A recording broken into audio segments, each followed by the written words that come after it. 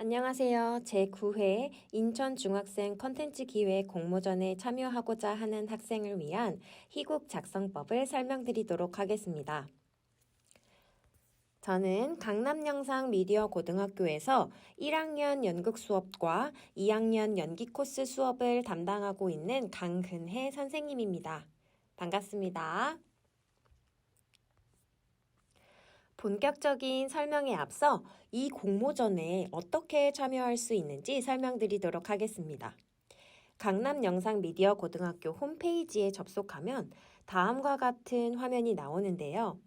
알림 마당 탭을 선택하여 공지사항을 클릭하시면 컨텐츠 기획 공모전 게시물이 있습니다. 이 게시물에는 방송 기획안, 시나리오, 희곡, 그리고 참가 신청서에 대한 양식이 업로드되어 있고요. 자신이 원하는 분야의 양식과 신청서를 작성하여 이 이메일로 보내주시면 됩니다.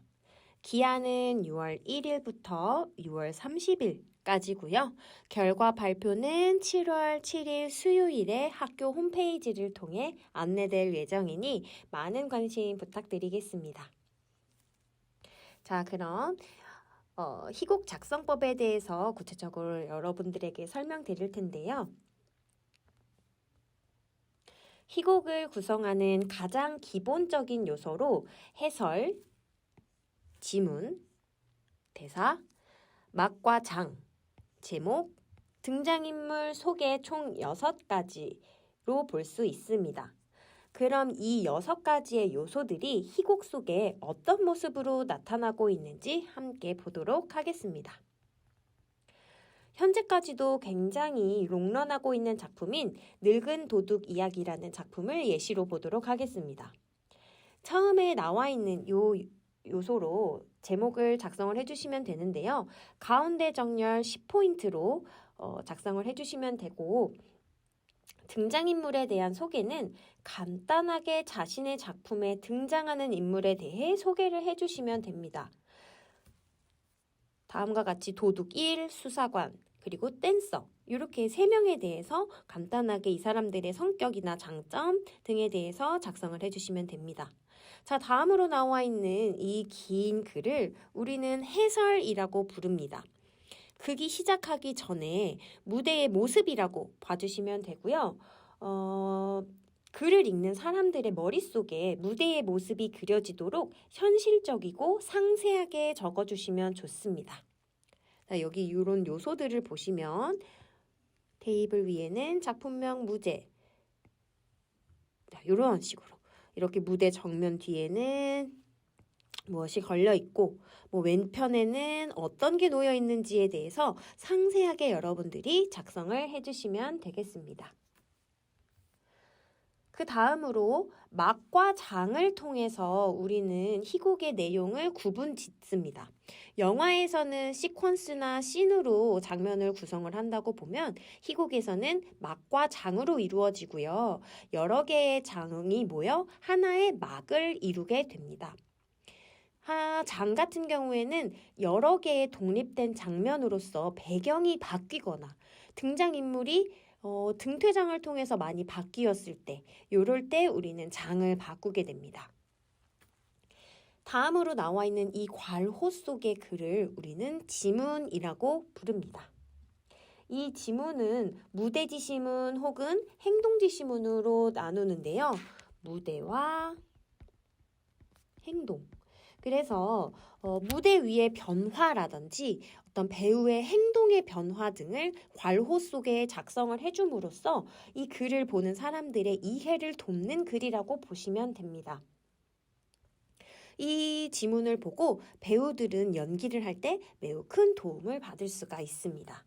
자, 그 다음으로 나와 있는 것은 대사라고 하는데요. 이 대사는 큰 꺾음 괄호 안에 이 대사를 치는 사람의 등장인물이 들어가면 되고, 그 다음에 이 인물이 하게 되는 말을 작성해 주시면 됩니다. 이때는 우리는 구어체를 사용해서 작성을 해 주셔야 되고, 실제로 우리가 평소에 쓰는 말을 여러분들이 작성을 해 주시면 됩니다.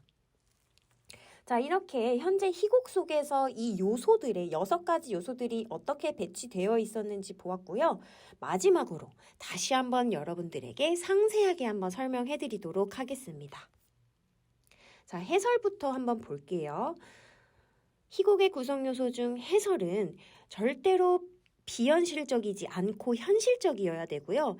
이 텍스트만으로도 무대 위에 이미지가 그려질 수 있도록 때, 곳, 시간, 무대 위의 모습 등을 상세하게 작성해 주시면 됩니다. 보통 막이 시작하기 전에 들어가기 때문에 1막 시작하기 전, 2막 시작하기 전에 들어간다고 보시면 되겠습니다. 자, 예시를 한번 보겠습니다. 조명이 켜지면 무대 왼편에는 시장이며 사람들이 물건을 사고 팔고 있다.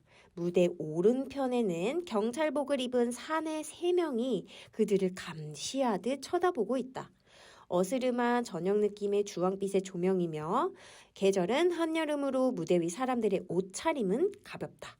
무대 뒤편으로는 길이 있으며 아이들이 뛰어놀며 공기놀이 장난을 하거나 뛰어놀고 있다.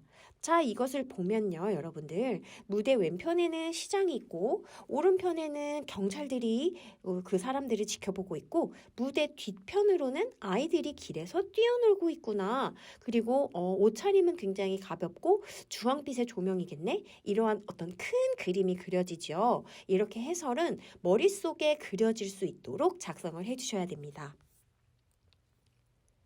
다음으로 지문을 한번 보겠습니다. 지문은 아까 선생님이 2가지로 나누어진다고 했지요. 바로 무대 지시문과 행동 지시문으로 보통 나누어지는데요. 여러분들은 작품을 쓰시면서 편한 대로 쓰시면 될 것 같습니다. 따라서 등장인물의 행동이나 말투, 표정에 대한 정보를 주는 글로써 형식은 괄호 안에 작성을 해주시고 이 지문을 통해 배우는 인물에 대한 정보를 습득해서 연기하는 데 큰 도움을 받을 수가 있습니다. 자, 한번 보겠습니다. 통통하고 상냥해 보이는 30대 중반의 여인이 오른쪽 아래층으로 내려온다. 부엌에서 가상의 창 차이를 올리고 스토브에 불을 지피기 시작한다. 자, 이것은 행동 지시문에 해당하겠죠. 배우들이 이것을 보고 이렇게 내가 연기를 하면 되겠구나 라는 것을 알 수가 있습니다. 자, 아래쪽의 지문을 보면 왼쪽 무대에서 여학생들의 높은 목소리가 들린다. 에밀리가 책 몇 권을 들고 큰 길을 따라온다. 태도로 보아 자신을 대단히 우아한 귀부인으로 상상하는 듯하다. 자, 이것을 보시면 무대와 행동에 대한 모든 그 지문이 다 들어가 있는 글이라고 볼 수가 있어요. 그래서 여러분들이 지문을 쓰실 때는 내가 대사뿐만 아니라 좀 배우가 이러한 행동을 하면서 들어왔으면 좋겠는데 하는 글이 있다면 지문을 활용하여 작성해 주시면 되겠습니다. 다음으로 대사를 한번 볼게요. 대사는 아까 구어체로 여러분들이 작성을 해주셔야 한다고 했고요. 배우들이 무대에서 하는 말입니다.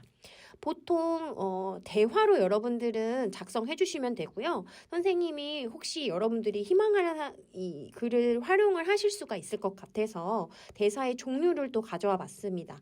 보통 우리는 대사, 독백, 방백 총 3가지로 대사의 종류를 나누게 되고요. 대사는 여러분들이 알듯이 얘들아 모두 모여봐. 대박사건. 누군가에게 말하는 어떤 대사를 상대가 있는 글을 우리가 대사라고 하고요.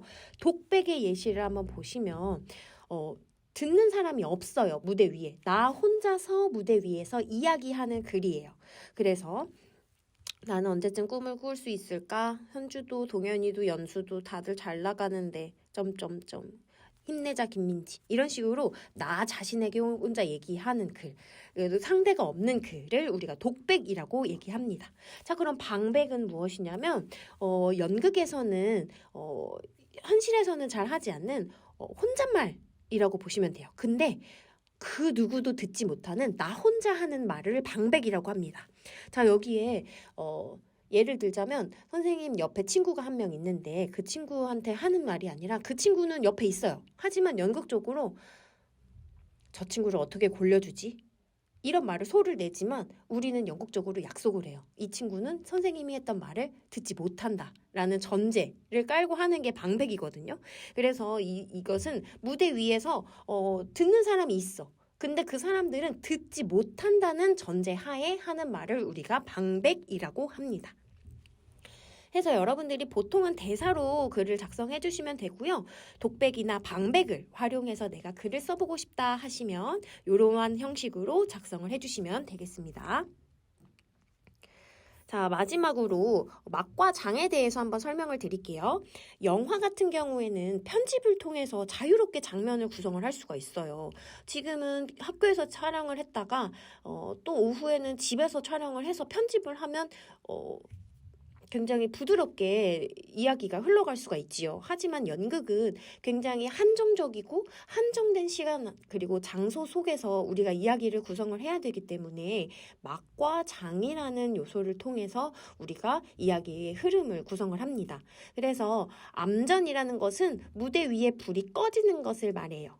그래서 이 암전을 통해서 인물이 등퇴장을 하고 또 장소가 바뀔 수 있도록 대소도구를 바꾸면서 우리들은 이야기를 구성을 합니다. 아까 말씀드렸던 것처럼 여러 개의 막이 다시 말씀드릴게요. 여러 개의 장이 모여서 하나의 막이 구성이 되고요. 그럼 여러분들이 궁금하겠죠? 장은 도대체 언제 바꾸면 되나요?